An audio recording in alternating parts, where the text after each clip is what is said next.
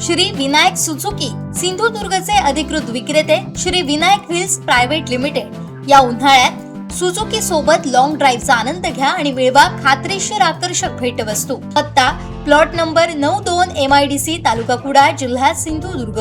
संपर्क 9423989781 9423989783 आणि 860558637676।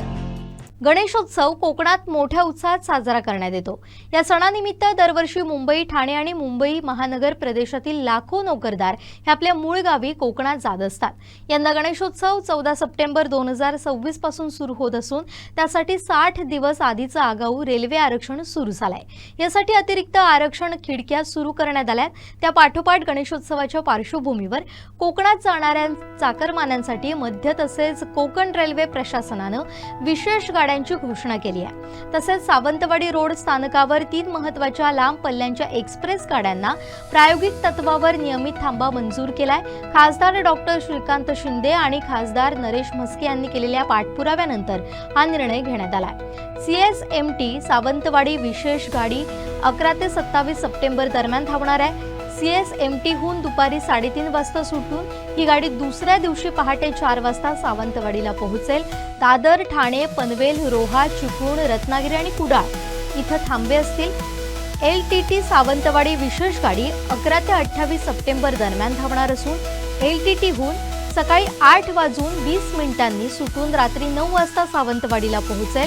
ठाणे, पनवेल, रोहा, खेड, चिपळूण, रत्नागिरी आणि कणकवली इथं थांबे असतील। दिवा खेड मेमू 11 ते 27 सप्टेंबर दरम्यान धावणार आहे। दिवा येथून सकाळी 7:15 सुटून दुपारी 2:30 वाजता खेडला पोहोचेल। निळजे, तळोजा, कळंबोली, पनवेल, पेण आणि माणगाव इथं थांबे असतील। दिवा चिपळूण विशेष गाडी 11 ते 28 सप्टेंबर दरम्यान धावणार असून दिवा येथून दुपारी 1:40 सुटून रात्री 9:30 वाजता चिपळूणला पोहोचेल। पनवेल, पेण, रोहा, माणगाव, वीर आणि खेड इथं थांबे असतील। पुणे रत्नागिरी विशेष गाडी 12 ते 26 सप्टेंबर दरम्यान विशेष फेऱ्या करणार आहे। पुण्याहून मध्यरात्री 12:25 सुटून सकाळी 11:50 रत्नागिरीला पोहोचेल।